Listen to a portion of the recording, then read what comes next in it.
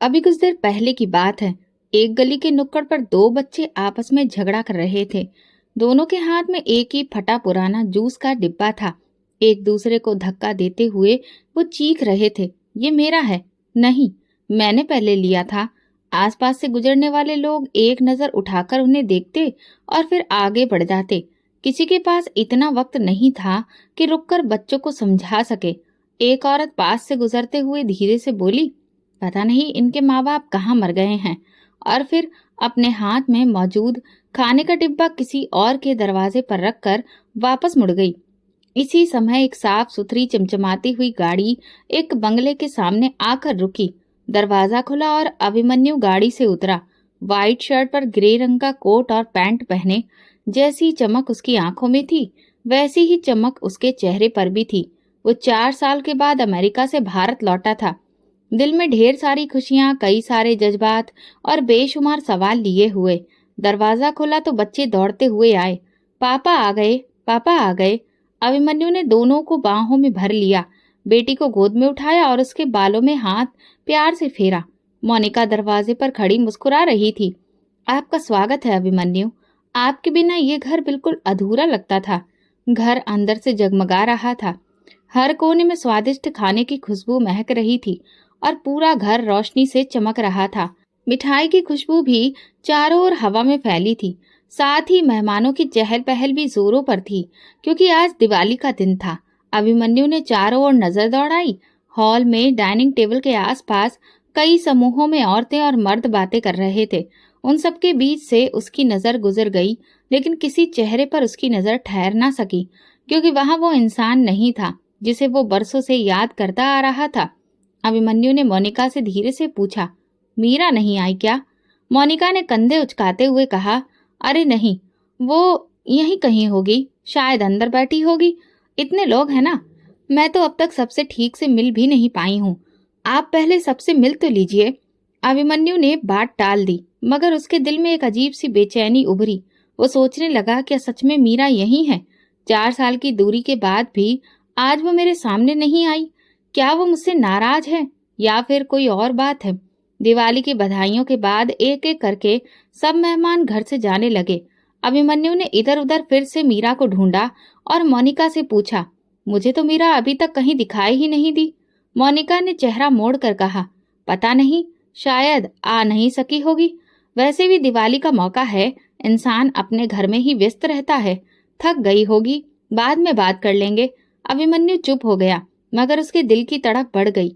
ये वही मीरा थी जिसने 4 साल पहले जब अभिमन्यु अमेरिका जा रहा था, दरवाजे पर खड़े होकर कहा था, भाई मत जाओ, मैं अकेली हो जाऊंगी। वो बहुत रोई थी और अभिमन्यु के दिल में उसकी मासूम आंखों की तस्वीर बस गई थी। जब भी अभिमन्यु त्योहारों पर मोनिका को पैसे भेजता, वो खास तौर पर कहता, ये मीरा को भी दे देना। मोनिका कहती, हाँ दे दिए। बहुत खुश हुई थी, तुम्हें याद कर रही थी। उसकी आंखों में एक सुकून आ जाता। वो कई बार मोनिका से कहता कि तुम मेरी बहन से मेरी एक बार बात करवा दो, लेकिन कभी ऐसा मुमकिन नहीं हो पाया। कभी मोनिका के पास वक्त नहीं होता तो कभी मीरा मना कर देती। अभिमन्यु ने मोनिका से ये भी कहा था कि वो एक फोन खरीद कर मीरा को दे दे, लेकिन मोनिका ने बताया ये बात मीरा के पति को बिल्कुल भी बर्दाश्त नहीं है। पैसे तो जैसे तैसे मैं चुपचाप दे देती हूँ, लेकिन फोन को छुपाना बहुत मुश्किल है। बेचारा अभिमन्यु बस महसूस करता रह जाता। वो नहीं चाहता था कि उसकी एक जिद के कारण मीरा का अपने पति से झगड़ा हो, लेकिन आज जब वो खुद यहाँ आया है तो मीरा सामने नहीं थी। वो सोचने लगा, क्या मीरा वाकई खुश है? क्या वो ठीक है? दिल में एक अजीब सी चुभन होने लगी।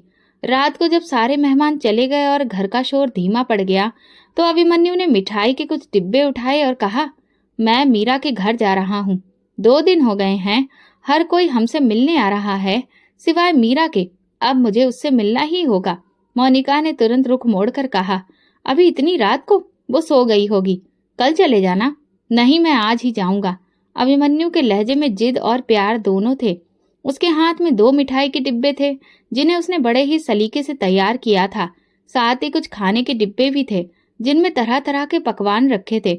अभिमन्यु ने डिब्बे गाड़ी में रखते वक्त कहा, ये मीरा के लिए हैं। जब वो मुझे मिलेगी तो उसे बताऊंगा कि भाई ने सिर्फ उसके लिए ये सब कुछ अपने हाथों से पैक किया है। रास्ते पर अभिमन्यु सच में गमगीन था। गलियां बदलती गई पर अभिमन्यु का मन एक ही चेहरे के आसपास घूमता रहा, मीरा। कुछ मिनट बाद वो पुराने घर के सामने पहुंचा जो उसकी माँ ने मीरा के लिए छोड़ा था। अभिमन्यु ने मन में सोचा, शायद वो जैसे ही मुझे देखेगी गले लग जाएगी। 4 साल की दूरी पल भर में मिट जाएगी। लेकिन जब अभिमन्यु ने दरवाजे के सामने कदम रखा तो उसके कदम वहीं रुक गए। दरवाजे पर ताला था जिस पर जंग लगी थी। वो बिल्कुल बेजान लग रहा था, जैसे न जाने कितने वर्षों से किसी ने उसे खोला ही ना हो। अभिमन्यु ने एक लम्हा खामोशी में गुजारा, फिर से एक उम्मीद की, शायद मीरा किसी दावत पर गई हो, शायद वो देर से वापस आए। मगर ताला, वो तो खामोशी से चीख रहा था। फिर उसने ताले को धीरे से छुआ, जैसे उससे कुछ पूछ रहा हो, मगर ताला चुप रहा। अभिमन्यु ने नजरें दरवाजे की चौखट पर डाली। वही पुराना नक्शा, वही मिट्टी से अटा आंगन, मगर आज वो सब कुछ अजनबी सा लग रहा था। एक छोटा सा पौधा जो दरवाजे के पास था मुरझा चुका था। अभिमन्यु के दिल में कुछ टूटा। उसकी आंखें बंद हो गईं और वो लम्हा सामने आ गया जब वो अमेरिका जाने से पहले इसी दरवाजे से निकल रहा था। फिर उसने पीछे हटकर इधर उधर देखा। कोई नजर नहीं आया। गली सूनी पड़ी थी, जैसे घर के बंद होने के साथ साथ गली भी सूनी हो गई हो। दूर एक कुत्ता कूड़े के ढेर पर कुछ सूंघ रहा था और रात की हवा में पुरानी मिट्टी और उदासी की महक थी। वो दरवाजे के सामने सीढ़ी पर बैठ गया। उसने मोबाइल निकाला और मोनिका का फोन मिलाया। मोनिका, मीरा के घर ताला है। तुमने कहा था वो दूसरे शहर गई है। मोनिका ने नींद भरी आवाज में कहा। हाँ शायद, मुझे याद नहीं। कई दिनों से अभी मेरी उससे बात नहीं हो पाई है। लेकिन तुम तो कहती थी कि तुम हर हफ्ते उससे मिलने जाती हो। हाँ, मैं पहले जाती थी, लेकिन अब मैं कुछ बिजी हो गई हूँ। अभिमन्यु ने फोन बंद कर दिया। वो महसूस कर रहा था कि हर बात में कोई ना कोई झोल है, जैसे सच्चाई की परत के पीछे कुछ छुपा हुआ हो। वो अब वापस चल दिया। कदमों में बोझ था और दिल में अंदेशा। हर कदम के साथ मीरा की उदास आंखें उसके जहन में घूम रही थी। वो सोचने लगा, अगर मीरा खुश होती तो कम से कम दिवाली पर मुझसे मिलने जरूर आती। भाई के वापस आने की खुशी में तो एक बहन सब कुछ छोड़कर भागती है। फिर ये खामोशी क्यों, ये गैर मौजूदगी क्यों? घर पहुंचा तो मोनिका सोफे पर लेटी थी। अभिमन्यु ने वो सारे डिब्बे मेज पर रख दिए और धीरे से बोला, मोनिका, अगर तुम्हें मीरा की खबर हो तो मुझे सच बताओ, क्योंकि मुझे कुछ ठीक ही नहीं लग रहा। मोनिका ने बाल झटके। तुम्हें वहम हो रहा है अभिमन्यु। कल किसी से पता कर लेंगे हम लोग। तुम थक गए हो, आराम करो। अभिमन्यु ने सर हिलाया, लेकिन उसकी आंखों में नींद नहीं थी। उसने डिब्बों को दोबारा हाथ में लिया और फ्रिज में रख दिया। जब वो मिलेगी तो मैं उसे ये दूंगा। मगर दिल में एक ही सवाल गूंज रहा था, मीरा कहाँ है? रात के आखिरी पहर में जब सारा घर नींद की आगोश में था, अभिमन्यु खिड़की के पास खड़ा आसमान की तरफ देख रहा था। चांद खिड़की के बाहर झूमती हुई पेड़ों की टहनियों के बीच से दिख रहा था और ऐसा लग रहा था कि जैसे ये सारा नजारा उसे उसके अतीत की तरफ धकेल रहा हो। वो लम्हे जो कभी सपने लगते थे आज सवाल बन चुके थे। मोनिका, मैंने तुम्हें इतने पैसे भिजवाए हैं, तुमने मीरा को इसमें से पैसे दिए थे? हाँ अभिमन्यु, मैं खुद लेकर गई थी। वो बहुत खुश थी। बस यही बात अभिमन्यु ने 4 साल में कम से कम न जाने कितनी बार सुनी थी। हर बार एक नई उम्मीद के साथ वो निश्चिंत हो जाता था, ये सोचकर कि उसकी गैर मौजूदगी में उसकी पत्नी उसकी बहन का ख्याल रख रही है। अचानक अभिमन्यु ने ड्राइंग रूम की तरफ कदम बढ़ाए, जहां उसकी पुरानी फाइल्स, रसीदें और कागजात रखे थे। उसने वो पुराना फोल्डर निकाला जिस पर उसने मार्कर से लिखा था, money transfer Monika plus Meera. हर रसीद पर बस एक ही मकसद दर्ज था। मोनिका तो हर बार फोन करके कुछ न कुछ बताती थी। आज मैं मीरा को लेकर बाजार गई, उसे नए कपड़े दिलवाए, चूड़ियां भी, यहाँ तक कि उसने जो गहने पसंद किए वो भी ले लिए। और अभिमन्यु सपनों में अपनी बहन को बाजार में घूमते मुस्कुराते देखा करता। अब उन सारी रसीदों को देखते हुए वो उन्हें हाथ में लिए जमीन पर बैठ गया। आंखें बंद की तो मीरा का चेहरा नजर आया, वही धुंधला सा चेहरा जो उसे गाड़ी के पास नजर आया था। वो चेहरा जो किसी लाचार इंसान के एहसास में नजर आता है। अगर उसे वो पैसे मिल रहे होते तो वो इस हाल में क्यों रह रही होती? अगर वो बाजार जाती तो उसकी आंखों में इतनी उदासी क्यों होती? अभिमन्यु का दिल डूबने लगा। जैसे जैसे वो रसीदें देखता गया, अंदर एक गहरी तकलीफ बुनती गई। अगली सुबह अभिमन्यु बहुत खामोश था। बच्चों ने गले लगाया, खुशी से बातें की, मगर उसका दिल किसी और ही दुनिया में था। नाश्ते की मेज पर मोनिका पहले से ज्यादा व्यस्त थी। वो कहने लगी, अभिमन्यु, सब कुछ कितना अच्छा रहा ना। सब लोग बहुत तारीफ कर रहे थे। अभिमन्यु ने नरमी से कहा, मोनिका, एक बात पूछूं? हाँ जरूर। मीरा को जो भी पैसे मैं भेजता था, तुम क्या सच में उसे देती थी? मोनिका कुछ लम्हे चुप रही, फिर बोली, ये कैसा सवाल हुआ? तुम्हें मुझ पर शक है? नहीं, बस सवाल था, क्योंकि वो मुझे अब तक मिली ही नहीं और उसके घर का हाल देखकर दिल परेशान है। मोनिका ने नाराजगी से कहा, अभिमन्यु, मैं तुम्हारी पत्नी हूँ, कोई अजनबी नहीं। अगर तुम्हें मुझ पर भरोसा नहीं तो फिर फायदा क्या है? बात सिर्फ भरोसे की नहीं है, बात मीरा की है, मेरी बहन की। मैं जानना चाहता हूँ कि कहीं वो हमारी लापरवाही का शिकार तो नहीं हो गई। मोनिका तुरंत तुनक कर किचन में चली गई। अभिमन्यु ने बात आगे नहीं बढ़ानी चाहिए, मगर उसके दिल में एक और आग भड़क चुकी थी। उसी दिन शाम को अभिमन्यु की मुलाकात एक पुराने जानने वाले से हुई, जो मीरा के मोहल्ले के पास ही रहता था। यार, मीरा का हाल क्या है, कुछ पता है? तुम तो उसी गली में रहते हो ना? अभिमन्यु ने पूछा।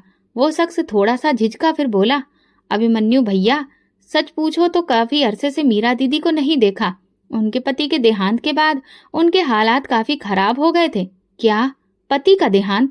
ये सुनते ही अभिमन्यु का दिल धड़क उठा। हाँ, उनका पति एक बीमारी का शिकार हो गया था। धीरे धीरे कमजोर होता चला गया और कुछ महीने पहले ही उसकी मौत हो गई। उसके बाद मीरा दीदी घर से निकल गई। कहाँ गई पता नहीं। मोहल्ले वालों का कहना है कि शायद उन्हें घर से निकाल दिया गया था। अभिमन्यु के कदमों तले से जमीन निकल गई। वो शख्स जाते जाते कह गया, कभी कभी तो मैं सोचता हूँ कि इतनी शरीफ लड़की और उसका ऐसा हाल। किसी ने तो उसका हक मारा है। रात को अभिमन्यु की आंख नहीं लग सकी। मीरा की वो आंखें, वो रसीदें, वो खाने के डिब्बे, सब एक साथ उसकी आंखों के सामने घूम रहे थे। वो धीरे से बड़बड़ाया, मैंने अपनी बहन को मोनिका के भरोसे छोड़ा था, मगर शायद वो भरोसा धोखा बन गया और उसी पल उसे यकीन हो गया कि मीरा तक ना तो पैसे पहुंचे, ना उसका प्यार, ना ही सुरक्षा। क्योंकि जिस तरह से मोनिका ने उसके पति की मौत की बात छुपाई थी, उससे साफ हो गया था कि उसकी बहन तक एक पैसा भी नहीं पहुंचा। 3-4 दिन गुजर चुके थे। अभिमन्यु हर शाम शंभू की मिठाई का डिब्बा लेकर मीरा के दरवाजे पर जाता, कुछ लम्हे रुकता, ताला देखता और खामोशी से लौट आता, जैसे कोई उम्मीद बाकी हो कि शायद आज वो दरवाजा खुले, शायद आज मीरा अंदर से बाहर आवाज दे, भैया आप आ गए। मगर हर बार वही ताला, वही सन्नाटा, वही सवाल जो दिल को चीरते ही जा रहे थे। फिर अभिमन्यु ने फैसला किया कि अब ये खेल खामोशी से नहीं खेला जाएगा। अब उसके दिल में जो गुस्से की आग जल रही थी, वो और भड़क चुकी थी और हर गुजरा लम्हा उसे अंजाम की तरफ धकेल रहा था, जिससे वो डरता था। शाम की हल्की रोशनी में अभिमन्यु दोबारा मीरा के घर के सामने खड़ा था। दरवाजे रोज की तरह बंद था, मगर आज उसकी नजर जंग लगे ताले पर नहीं, बल्कि आसपास की दीवारों पर थी, जिन्होंने महीनों से इस बंद दरवाजे को देखा था। उसने दाईं तरफ वाले घर की घंटी बजाई। कुछ देर के बाद एक अधेड़ उम्र की औरत दरवाजे पर आई। नमस्ते बहन जी, मैं अभिमन्यु हूँ, मीरा का भाई। वो औरत चौंकी, फिर चेहरे पर संजीदगी छा गई। जी, मैं पहचान गई, काफी साल हो गए आपको देखे हुए। दरअसल मैं अमेरिका में था, 2 दिन पहले ही वापस आया हूँ। मीरा के घर आ रहा हूँ, लेकिन हर रोज यहाँ ताला ही देखता हूँ। आपको कुछ पता है कि वो कहाँ गई है? औरत ने ठंडी सांस ली, फिर कहा, ये घर तो कई महीनों से बंद है। कई महीनों से? अभिमन्यु की सांस रुक गई। जी, पहले तो कभी कभी घर में रोशनी नजर आ जाती थी, मगर पिछले 8-9 महीनों से यहाँ कोई आया ही नहीं। लेकिन वो रहती कहाँ है? उसका पति, बच्चा? ये सुनते ही उस औरत का लहजा और भी गंभीर हो गया। उसका पति तो बहुत कमजोर और बीमार था। 2 साल पहले सुना कि वो मर गया। मीरा कुछ दिन बाद घर से चली गई। किसी ने कहा उसे निकाल दिया गया, किसी ने कहा वो खुद ही चली गई। अब सच्चाई क्या है ये तो भगवान ही जानता है, मगर इतना जरूर है कि वो अब यहाँ नहीं रहती। अभिमन्यु की आंखें फटी की फटी रह गईं, जैसे यकीन ही नहीं हो रहा था कि जो कुछ वो सुन रहा है वो सच हो सकता है। आपने मोनिका को कभी यहाँ आते देखा? मेरी पत्नी को? वो औरत हिचकिचाते हुए बोली। शुरू में आती थी कभी कभार, मगर पिछले 2 साल से तो एक बार भी नहीं दिखी। अभिमन्यु का दिल डूबने लगा। वो खामोशी से वापस लौटा, जैसे कोई हारा हुआ सिपाही मैदान से लौट रहा हो। घर पहुंचकर अभिमन्यु ने मोनिका को बुलाया। मोनिका, सच सच बताओ, मेरी बहन कहाँ है? मोनिका चौंक कर बोली, मैंने तो कहा था ना कि वो शायद दूसरे शहर चली गई हो। शायद या पूरे यकीन से? अभिमन्यु, तुम मुझ पर शक कर रहे हो? नहीं, मैं सिर्फ अपनी बहन को ढूंढ रहा हूँ। वो जिस घर में रहती थी वो महीनों से बंद है। लोग कहते हैं वो चली गई। किसी ने कहा कि उसे निकाल दिया गया है, और तुम मुझसे कह रही हो कि वो शायद किसी और शहर चली गई और उसके पति की मौत हो गई। ये बात तुमने मुझे बताना जरूरी नहीं समझा? ये सुनते ही मोनिका ने अपनी नजरें चुरा ली। देखो अभिमन्यु, मैं तुम्हें ये बात इसलिए नहीं बता पाई क्योंकि खुद मीरा ने मना किया था। उसने कहा था कि ये बात अपने भाई को मैं नहीं बताना चाहती, वरना वो वहाँ देश में अकेला है, वो बहुत ज्यादा परेशान हो जाएगा और मेरी खातिर सारा काम छोड़कर वापस आ जाएगा। उसकी दी हुई कसम की वजह से ही मैंने ये बात छुपाई।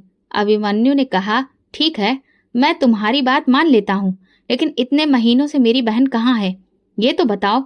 मोनिका बोली, अभिमन्यु, तुम ये सब कुछ क्यों पूछ रहे हो? तुम्हें अपने घर पर ध्यान देना चाहिए। तुम्हारा खुद का भी तो घर बार है, बच्चे हैं। नहीं मोनिका, मुझे अपनी बहन पर भी ध्यान देना है, क्योंकि वो अब तक मुझे नहीं मिली है। जब 4 साल पहले मैं उसे यहाँ से भेज रहा था तो वो बस एक ही बात कह रही थी, भैया मत जाओ, और मैं चला गया। आज जब वापस आया हूँ तो ना वो है ना उसकी कोई खबर। मोनिका चुप हो गई। अभिमन्यु को लगा जैसे उसकी खामोशी एक लंबे समय से टूट ही नहीं रही है। देर रात तक अभिमन्यु कमरे में चुपचाप बैठा रहा।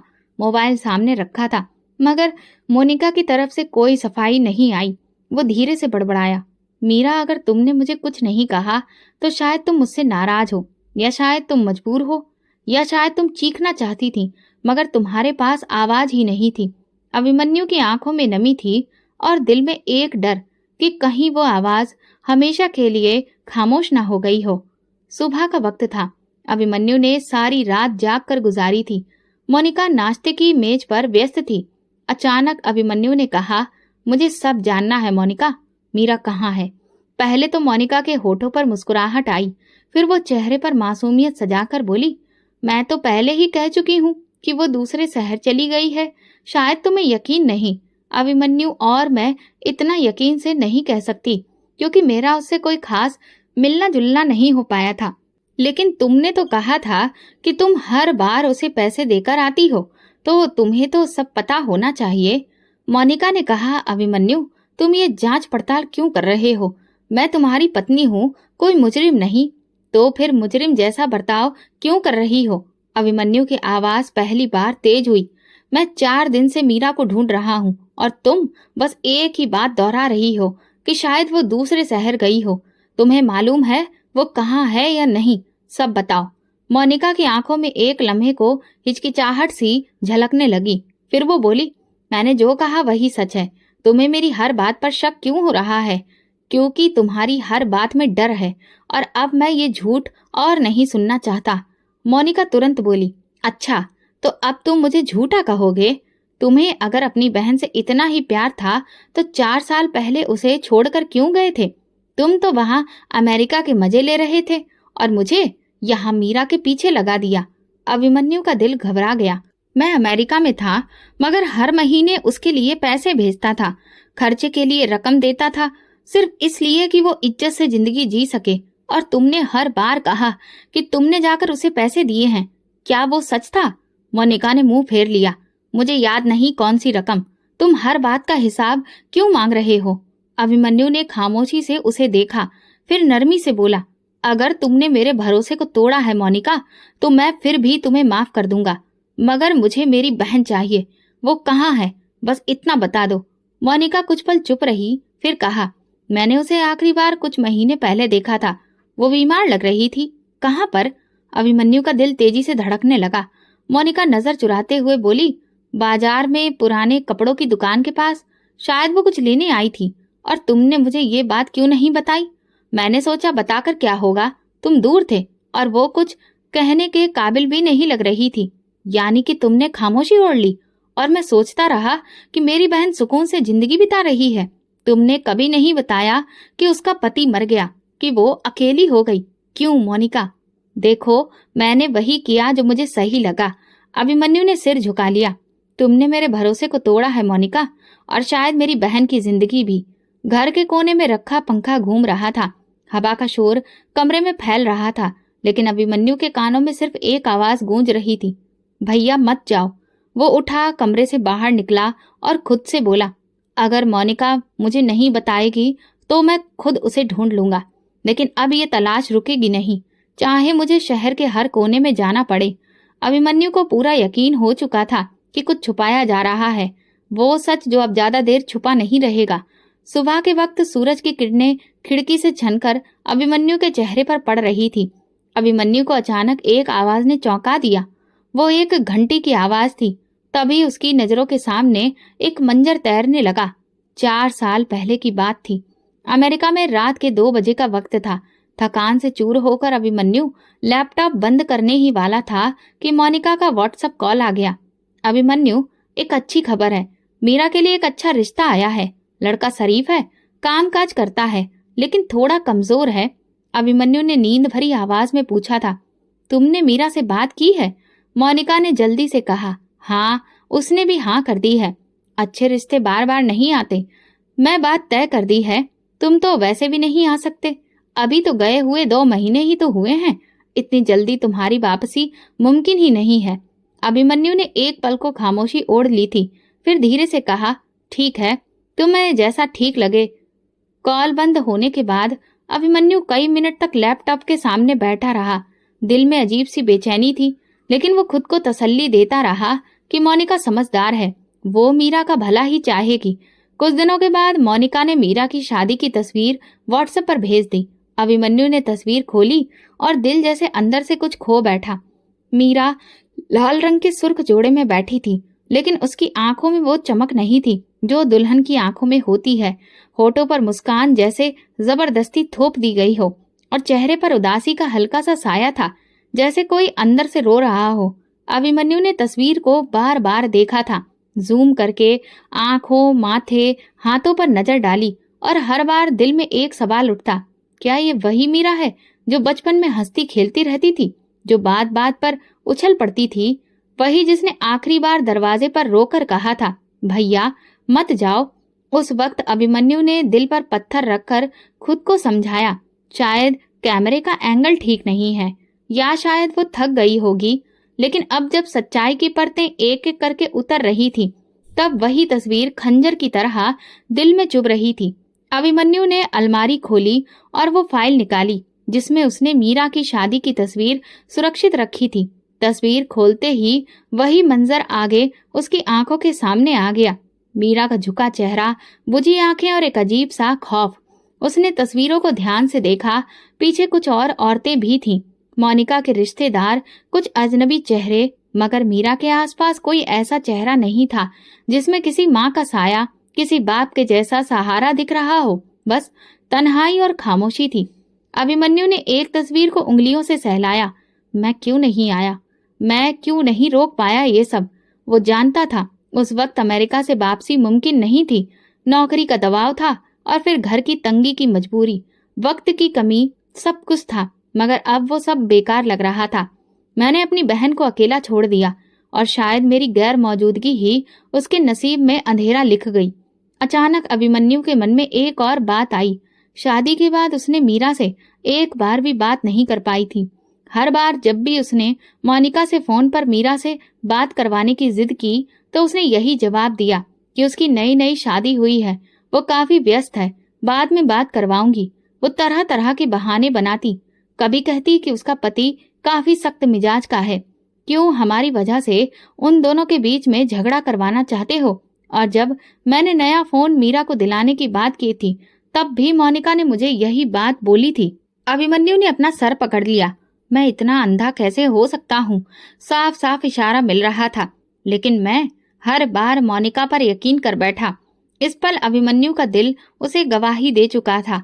मीरा की शादी मोनिका के हाथों जबरदस्ती हुई थी, और शायद उसने किसी से मीरा की मर्जी भी नहीं पूछी थी।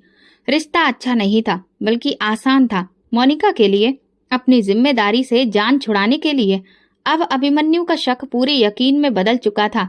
वो खुद से बड़बड़ाया, मीरा ने मेरी गैर मौजूदगी में मुझसे मदद मांगनी चाहिए होगी, मगर उसकी आवाज तो मुझ तक पहुंच ही नहीं सकी, और मोनिका ने वो आवाज दबा दी। अभिमन्यु ने तस्वीरें बंद की, फाइल वापस रखी, मगर दिल में एक खालीपन लेकर बोला, मैं चुप नहीं रहूंगा। मीरा को ढूंढ कर रहूंगा और उसके लिए सब कुछ वापस लाऊंगा जो मैंने इस तरह से जाने दिया था। उस रात अभिमन्यु ने पहली बार भगवान से प्रार्थना की, मेरी बहन मुझे वापस कर दो, मुझे वो हिम्मत दो कि मैं उसके लिए लड़ सकूं, उसका हक, उसकी इज्जत, उसकी जिंदगी वापस ला सकूं। एक शाम वो मंदिर पहुंचा। हवा में हल्की ठंडक थी, हल्की सी खनक और खुशबू फैली थी, जिसमें जैसे आसमान से सुकून उतर रहा हो। लेकिन अभिमन्यु का दिल सुकून महसूस नहीं कर पा रहा था। वो धीरे धीरे चलते हुए मंदिर के सामने वाले बाजार की तरफ आया, जहां गरीब लोगों को खाना खिलाया जाता था। आज वहां अच्छा खासा लोगों का हुजूम था। सफेद गाड़ी का पिछला दरवाजा खुला हुआ था। गाड़ी के अंदर से एक बुजुर्ग सख्त प्लास्टिक की थैलियों में खाना निकालकर लोगों में बांट रहा था। लोग लाइन लगाने की बजाय एक दूसरे को धक्का दे रहे थे, और औरतें बच्चों को आगे कर रही थीं। कुछ लोग हाथ फैलाकर कह रहे थे, मेरे 3 बच्चे हैं, 2 दे दो, कल नहीं मिला था, आज तो दे दो। इसी शोर में अचानक एक झटका सा लगा और एक छोटा बच्चा जमीन पर गिर गया। उसका सर फुटपाथ से टकराया, काफी तेज। लोग एक लम्हे को पीछे हट गए। अरे ये बच्चा तो जख्मी हो गया है। अभिमन्यु चौंक पड़ा। बच्चे के सर से खून बह रहा था और वो जोर जोर से रो रहा था। माँ, माँ। एक दुबली पतली गंदी सी साड़ी पहने औरत झुग्गियों की तरफ से दौड़ती हुई आई। उसने बच्चे को गोद में उठाया और अपने पल्लू से उसका खून साफ किया और प्यार से बोली, मेरे बेटे रो मत, बस तुम्हें थोड़ी सी ही चोट लगी है। अभिमन्यु ने उस औरत का चेहरा देखा और उसके कदमों तले से जमीन निकल गई। वो चेहरा, वो आंखें, वो आवाज, वो मीरा थी। वक्त जैसे थम गया। अभिमन्यु का दिल जोर से धड़का। उसे अपने कानों पर यकीन नहीं आया। वो तेज कदमों से आगे बढ़ा। मीरा, मैं अभिमन्यु, तुम्हारा भाई। मीरा ने चौंक कर नजरें उठाई। आंखों में हैरत, खौफ और कुछ पहचान के आसार दिखे। वो तेजी से बच्चे को संभालती हुई पलटी और झुग्गियों की तरफ दौड़ने लगी। मीरा, ठहरो, मैं हूं तुम्हारा भाई। मगर मीरा जैसे अंधेरे में खो गई। वो एक लम्हे के लिए रुकी नहीं, यहाँ तक कि मुड़कर भी नहीं देखा। अभिमन्यु उसके पीछे दौड़ा, लेकिन वो भीड़, अंधेरी गलियां और झोपड़ियों में वो कहीं खो गई। वो एक झुग्गी के पास आकर रुक गया। सामने कुछ और झोपड़ियां थी, बस, और प्लास्टिक की चादरें, कुछ जलते हुए दिए और कुछ भूखे चेहरे। मीरा कहीं नजर नहीं आई। अभिमन्यु की सांसें टूटने लगी थीं। वो जमीन पर बैठ गया और हाथों में चेहरा छुपाकर रोने लगा। हे भगवान, मेरी बहन इस हालत में, ऐसी गंदी झुग्गी में भीख मांगने के लिए धक्के खा रही है, और मैं 4 साल से समझता रहा कि वो खुश है। वो धीरे धीरे उठा, कपड़े झाड़े और वापसी के लिए कदम उठाए। हर कदम के साथ दिल की धड़कन तेज हो रही थी। मोनिका, ये तूने किया है। तूने मेरी गैर मौजूदगी में ऐसा फायदा उठाया कि मेरी बहन को जमीन से भी नीचे गिरा दिया। अब अभिमन्यु के अंदर आग भड़क चुकी थी।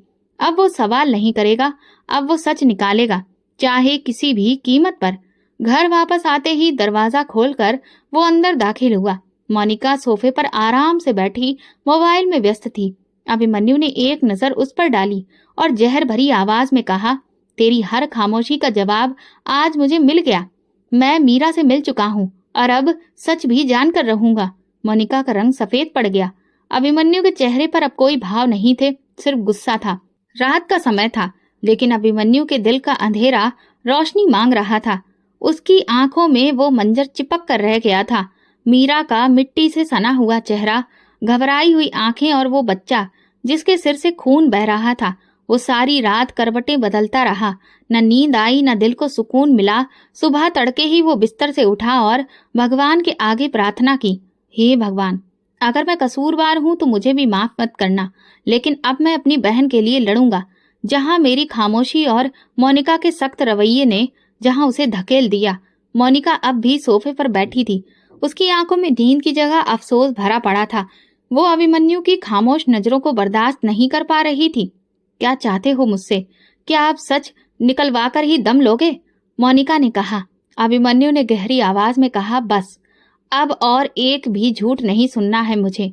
आज, अभी और पूरा सच बताओ। मोनिका ने कुछ पल खामोशी से अभिमन्यु को देखा, जैसे उसके अंदर की दीवारें टूटने को हों। उसने नजर झुकाकर कहना शुरू किया, जब तुम अमेरिका चले गए थे तो मीरा बहुत अकेली हो गई थी। मैंने कोशिश की कि शुरू में उसे साथ रखूं और मैं उसका ख्याल भी रखती रही, मगर फिर हर रात बदलने लगी। मेरे कुछ रिश्तेदार आने लगे। मैंने कई बार महसूस किया कि लोग बातें करते हैं कि कुंवारी लड़की भाई के घर में रहती है बिना किसी मर्द के साय के। तो तुम्हें लोगों की बातों की परवाह थी, मतलब मेरी बहन की इज्जत की नहीं। अभिमन्यु ने बीच में ही बात काट दी। मोनिका ने नजर उठाए बिना बोलना जारी रखा। फिर तभी एक रिश्ता आ गया। लड़का गरीब था लेकिन मेहनती था, रिक्शा चलाता था। उसके माँ बाप मर चुके थे। मैंने सोचा चलो किसी के घर की ही हो जाएगी, अपनी जिंदगी की हो जाएगी। तुमसे पूछने का वक्त नहीं था। वक्त नहीं था या तुम्हें लगता था कि मैं इनकार कर दूंगा? अभिमन्यु की आवाज में नफरत थी। मोनिका ने आंखें बंद कर ली, जैसे खुद को गहरे पानी में डुबो रही हो। मीरा ने रोकर कहा था कि वो शादी नहीं करना चाहती। उसने मना किया था, मगर मैंने कहा कि ये तुम्हारे लिए बहुत बेहतर है।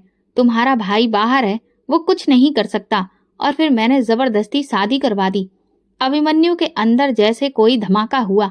तुमने जबरदस्ती ऐसा किया? वो कराह कर रह गया। मोनिका की आवाज में अब घबराहट थी। मगर कुछ ही सालों में उसका पति मर गया। उसे पैरालिसिस का अटैक पड़ा था। मैंने उससे कहा कि वापस अपनी माँ के घर चली जाओ, मैं तुम्हें नहीं रख सकती। यहाँ मेरे भी बच्चे हैं, मेहमान आते हैं, और एक विधवा, वो भी गम में डूबी हुई। ये मेरी मुसीबत नहीं है। तो तुमने उसे निकाल दिया? अभिमन्यु ने चिल्लाकर कहा। जो तुम्हारे साय में थी उसे तुमने ठोकर मार दी। मोनिका रोने लगी। मुझे समझ ही नहीं आया मैं क्या करती। मैंने जो किया अपनी सहूलियत के लिए किया। अभिमन्यु का चेहरा गुस्से और नफरत से लाल हो चुका था। तुमने उसे एक गरीब फकीर के साथ बांध दिया, फिर जब वो मर गया तो तुमने उसे निकाल दिया और मुझसे कहा कि वो दूसरे शहर चली गई। तुमने मेरे भरोसे को, मेरे रिश्ते को, सब कुछ तार तार कर दिया। अभिमन्यु ने दीवार पर मुक्का मारा। उस बच्ची ने तो कुछ भी नहीं मांगा था, उसे सिर्फ प्यार और अपनापन चाहिए था। तुमने उसे रोड पर खड़ा करके मजबूर कर दिया। मोनिका चुप थी, बस रोती रही और अभिमन्यु टूटता रहा। कुछ पल खामोशी में गुजरे, फिर उसने धीरे धीरे कहा, मैंने उसे लंगर की लाइन में खड़े देखा था, एक बच्चे के साथ जो कि मिट्टी में सना हुआ था। उसकी आंखों में खौफ था। ये वो मीरा नहीं थी जो तुम्हारे साथ रहती थी। ये वो मीरा थी जिसे तुमने बेसहारा और विधवा बना दिया।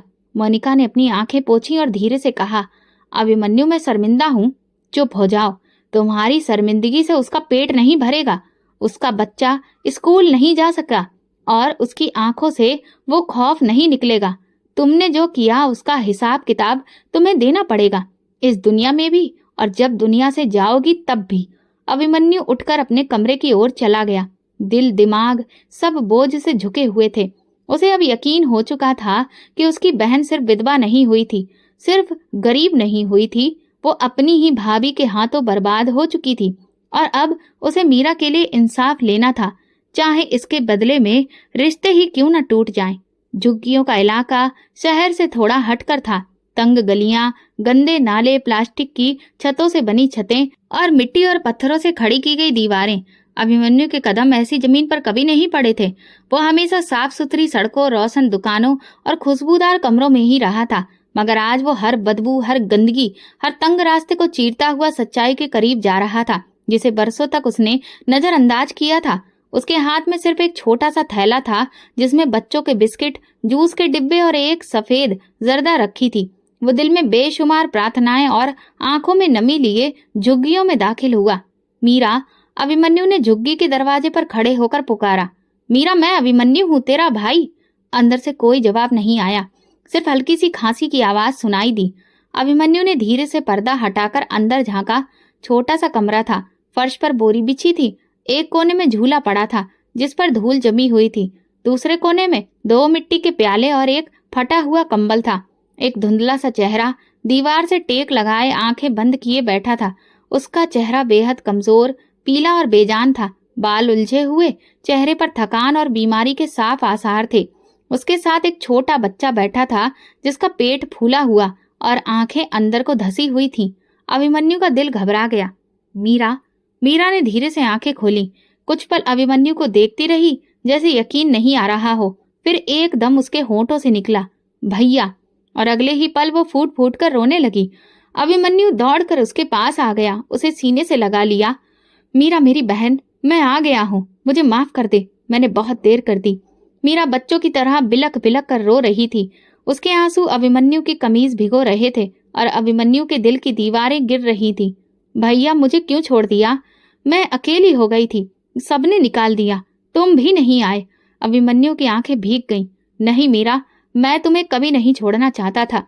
मैं तो समझता रहा कि तुम खुश हो। मोनिका मुझसे कहती रही कि तुम ठीक हो। मैं बेखबर था, मगर अब नहीं, अब मैं आ गया हूँ। बच्चा जोर जोर से रो रहा था। अभिमन्यु ने पहले से जूस निकाला और उसके होंठों से लगाया। बच्चा फौरन उसे पीने लगा, जैसे वो कई दिनों की प्यास से परेशान हो। अभिमन्यु ने मीरा को पानी दिया तो उसके हाथ कांप रहे थे। तुमने कुछ खाया है? अभिमन्यु ने पूछा। मीरा ने इनकार में सिर हिलाया। कल से कुछ नहीं खाया, कोई काम ही नहीं मिला और जो भीख मिली थी वो भी खत्म हो गई। अभिमन्यु के अंदर आग भड़कने लगी। और तुम यहाँ अकेली हो? मीरा ने धीरे से कहा। कुछ झुग्गी वालों ने मदद दी, पर यहाँ भी हर रोज ताने, हर रोज धक्के। बस बच्चे की खातिर जी रही हूँ। अभिमन्यु ने उसके सिर पर हाथ रखा। अब नहीं, अब एक दिन भी नहीं। तुम मेरे साथ चलोगी अभी, इसी वक्त? मीरा ने आंखों में नमी लिए पूछा। क्या तुम ले जा सकते हो मुझे? क्या मोनिका मुझे रहने देगी? मोनिका मेरे फैसले की हकदार नहीं रही। उसे जो करना था वो कर चुकी है। अब मैं अपना हिसाब किताब खुद साफ करूंगा और तुम्हारा हक, तुम्हारी इज्जत, तुम्हारी जिंदगी मैं वापस लाऊंगा। मीरा ने अभिमन्यु का हाथ थामा और पहली बार उसके चेहरे पर एक धुंधली सी मुस्कान उभरी, जैसे बरसों बाद उसे यकीन आया हो कि वो अकेली नहीं रही। अभिमन्यु ने झुग्गी के कमरे पर आखिरी नजर डाली। उस कमरे में एक बहन की बेबसी, भूख और बंद जिंदगी थी।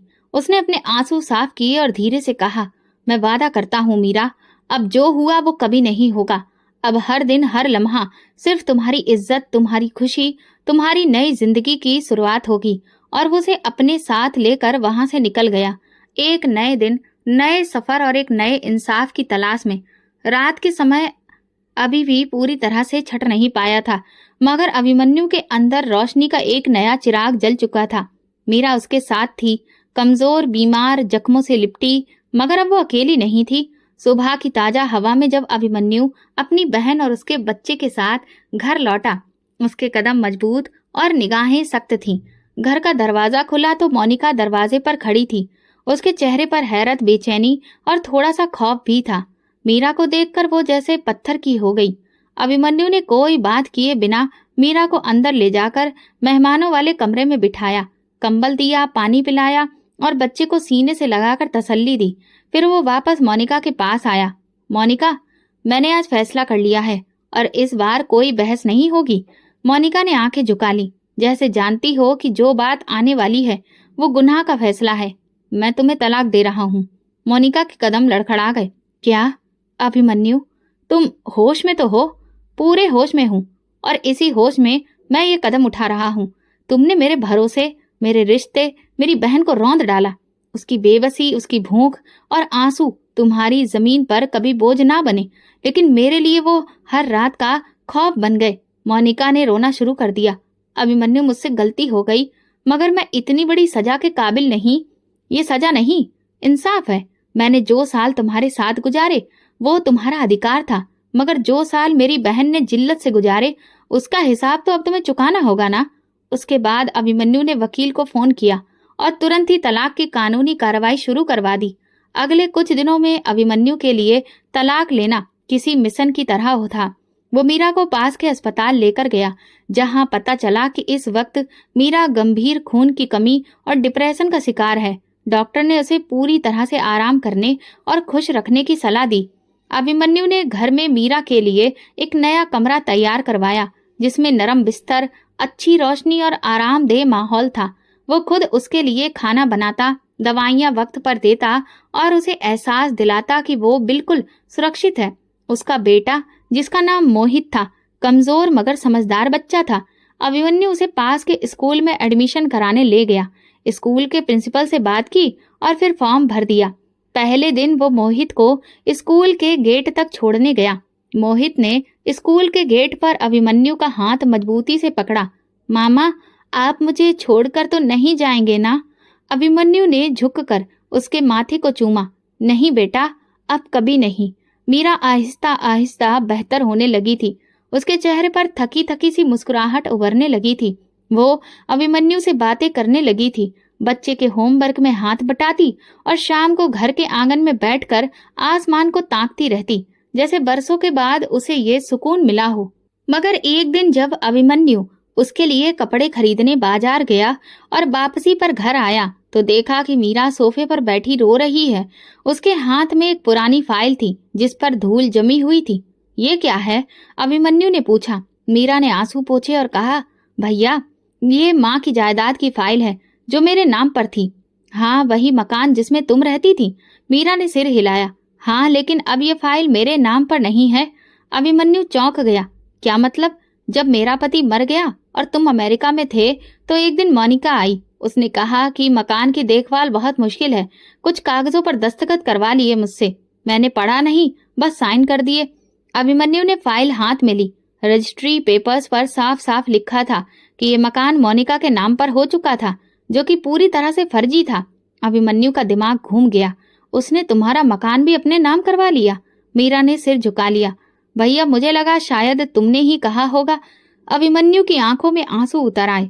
मीरा, मैं तुम्हें कभी भी बेघर करने के बारे में सोच भी नहीं सकता। उसने तुमसे तुम्हारा आखिरी सहारा भी छीन लिया। अभिमन्यु को एहसास हुआ कि मोनिका ने सिर्फ मीरा की जिंदगी नहीं चुराई, बल्कि उसका अधिकार और उसके एक अच्छे भविष्य को भी हड़प लिया था। अब ये लड़ाई सिर्फ बहन के भले के लिए नहीं थी, बल्कि उसके अधिकार, उसकी जमीन और उसके वजूद की थी। अभिमन्यु ने मीरा का हाथ थामा। अब जो कुछ तुमसे छीना गया वो सब तुम्हें वापस मिलेगा, मैं वादा करता हूँ। मीरा ने आंखें बंद की और बरसों बाद एक संपूर्ण मुस्कुराहट उसके चेहरे पर उभरी। उसे यकीन था कि उसका भाई अब कभी उसे अकेला नहीं छोड़ेगा। घड़ी की सुइयां धीरे धीरे गहराई में डूब रही थी, मगर अभिमन्यु की आंखों में नींद का नामो निशान नहीं था। मीरा के चेहरे पर सुकून था। बच्चा आराम से सो रहा था और घर में बरसों के बाद एक खामोशी महसूस हो रही थी। लेकिन अभिमन्यु के दिल में तूफान उठ रहा था। वो तूफान जो सच्चाई जानने के बाद सिर्फ खामोश बैठकर नहीं रहता, बल्कि इंसाफ की पुकार बनकर बाहर निकलता है। पहले रसीदें और पुराने दस्तावेज अभिमन्यु के सामने थे और अब शब्दों के पीछे छुपी साजिश को समझने की कोशिश कर रहा था। मीरा की जायदाद की हकीकत सामने आ चुकी थी, मगर अभिमन्यु को एक और शक सता रहा था। मीरा का जेवर, जो उसकी माँ की यादगार था और जिसे अभिमन्यु ने खास तौर पर मीरा के लिए बनवाया था, वो कहाँ गया? मीरा, एक बात बताओ, वो जेवर जो माँ ने तुम्हें दिए थे और कुछ जो मैंने भी भेजे थे, वो कहाँ है? मीरा ने थोड़ी देर सोचा, फिर धीमी आवाज में बोली, भैया, शादी के वक्त सारा जेवर मोनिका के पास था। उसने कहा था कि वो संभाल कर रखेगी। मैं कभी दोबारा वापस नहीं मांग सकी। फिर जब मेरा पति मर गया और मैं तुम्हारे घर से भी निकल गई तो वो जेवर भी कभी वापस नहीं मिला। अभिमन्यु की मुट्ठी भिज गई और एक और सच्चाई उसके सामने खड़ी थी। जल्दी ही आंखों में सुलगते सवालों के साथ अगले दिन अभिमन्यु ने तमाम रसीदें, तस्वीरें इकट्ठा की जो जेवर की गवाही दे रहे थे। सोने की रसीदें, सारे रिकॉर्ड, व्हाट्सएप की तस्वीरें जिसमें मोनिका ने खुद जेवर पहनकर मीरा के लिए सुरक्षित लिखा हुआ था। सब कुछ उसने सारी बातें वकील के सामने खुलकर बताई और कानूनी कार्रवाई की शुरुआत की। कुछ दिनों के बाद जब मोनिका को कानूनी नोटिस मिला तो वो घबराकर अभिमन्यु से मिलने आई। तुम इतना नीचे गिर जाओगे? मुझे कोर्ट में घसीट लोगे? अभिमन्यु का जवाब ठंडा और सीधा था। नीचे वो गिरता है जो बहन का अधिकार खा लेता है। मैं तो उसे हक दिलाने जा रहा हूँ। मीरा अब तुम्हारे साथ नहीं, इज्जत से रह रही है। तुम क्या चाहते हो? मैं चाहता हूँ कि जो उसे छीना गया है वो अब उसे वापस मिले। अब ना तुम्हारी असलियत वापस मिल सकती है तुम्हें, और ना जो तुम्हारा हमसे रिश्ता था। लेकिन हाँ, जायदाद और जेवर जरूर उसे वापस मिलेंगे। कानूनी कार्रवाई तेजी से पूरी हो रही थी। अभिमन्यु के वकील ने सारे सबूत अदालत में पेश किए। मोनिका ने पहले इनकार किया, फिर चुप्पी ओढ़ ली। आखिरकार अदालत ने अपना फैसला सुनाया। जायदाद और जेवर वापस असली मालकिन मीरा को सौंपे जाए। गलत बयानबाजी और धोखाधड़ी के तहत सारे दस्तावेज अमान्य घोषित किए गए। लिहाजा मोनिका की अब कोई कानूनी हैसियत नहीं बची थी। फैसला हक में आते ही अभिमन्यु सीधा मीरा के पास गया और उसके हाथ में फाइल रखते हुए बोला, ये तुम्हारा अधिकार है मीरा, अब वापस तुम्हारे हाथ में है। मीरा की आंखों में आंसू झलक पड़े। मुझे कुछ नहीं चाहिए भैया, बस तुम्हारा साथ चाहिए, और वो तो तुम दे ही चुके हो। अभिमन्यु ने उसके सिर पर हाथ रखा। लेकिन मैं जानता हूँ, हक देना सिर्फ मोहब्बत नहीं, इंसाफ भी होता है। कुछ दिन बाद अभिमन्यु ने मोहल्ले के पार्क में एक छोटी सी मीटिंग रखी। उसके परिवार के लोग, मोहल्ले वाले, सारी औरतें वहां मौजूद थीं। मीरा भी वहीं थी और सब कुछ सुन रही थी। अभिमन्यु खड़ा हुआ, हाथ में वो फाइल और दिल में एक गंभीर सवाल लिए। मैं आज यहाँ पर इंसाफ का ऐलान करने नहीं आया, बल्कि एक सवाल पूछने आया हूँ। औरत की सबसे बड़ी दुश्मन औरत ही क्यों बनती है? क्या बहन का रिश्ता इतना सस्ता है कि किसी भी जिद या जलन की भेंट चढ़ जाए? क्या एक पत्नी का फर्ज सिर्फ पति की खिदमत करना है, या उसकी गैर मौजूदगी में उसके घर और घरवालों का ख्याल रखना भी उसका धर्म नहीं बनता? सब लोग चुप थे, नजरें झुकाए बैठे थे। मेरी बहन को जमीन पर गिरा दिया गया, झुग्गियों में सोने पर मजबूर किया गया, भीख मांगने की लाइन में खड़ा किया गया, और मैं सोचता रहा कि वो खुश है। क्यों? क्योंकि मेरी पत्नी मुझे ये यकीन दिलाती रही कि सब कुछ ठीक है, मगर सच्चाई ये थी कि उसने मेरी बहन से उसका जेवर, उसका मकान, उसका बचपन, उसका अधिकार, सब कुछ छीन लिया था। अभिमन्यु की आवाज और ऊंची हुई। हम मर्द गलतियां करते हैं, मान लेते हैं और अक्सर माफी भी मांगते हैं, मगर जब औरत दूसरी औरत पर जुल्म करे तो फिर उसका कोई जवाबदेह नहीं होता। क्यों? उसने लम्हे भर को रुक कर सबकी तरफ देखा और फिर धीरे से कहा, मैंने अपनी बहन को पाया है, उसे उसका हक वापस दिया, मगर ना जाने कितनी ही हजारों ऐसी मीरा आज भी धोखे, तानों और नफरतों की भेंट चढ़ रही हैं, सिर्फ इसलिए कि उनकी अपनी ही बहन, भाभी या सास उनकी सबसे बड़ी दुश्मन बन जाती है। दोस्तों, आज अगर आपके घर में भी कोई मीरा है तो उसके लिए वक्त निकालिए। शायद वो खामोश हो मगर टूटी हुई हो, और अगर आप एक औरत हैं तो किसी दूसरी औरत का हाथ पकड़िए, ना कि उसे धक्का दीजिए, क्योंकि औरत का हाथ थाम कर जो रिश्ता बनता है वही असली इंसानियत है। सब लोग खामोशी से उसकी बात सुनते रहे। मीरा की आंखें आंसुओं से भर चुकी थीं, मगर अब वो आंसू दुख के नहीं, खुददारी के थे। भले ही एक कहानी खत्म हो गई थी, मगर एक नई जिंदगी अभी भी शुरू हो रही थी। तो दोस्तों, अगर आपको हमारी ये कहानी पसंद आई हो तो कमेंट करके जरूर बताइएगा। वीडियो को लाइक करिए और ज्यादा से ज्यादा शेयर करिए। अगर आप चैनल पर नए हैं तो सब्सक्राइब जरूर करें और नोटिफिकेशन बेल दबाएं ताकि अगली अपडेट सबसे पहले आपको मिले। धन्यवाद।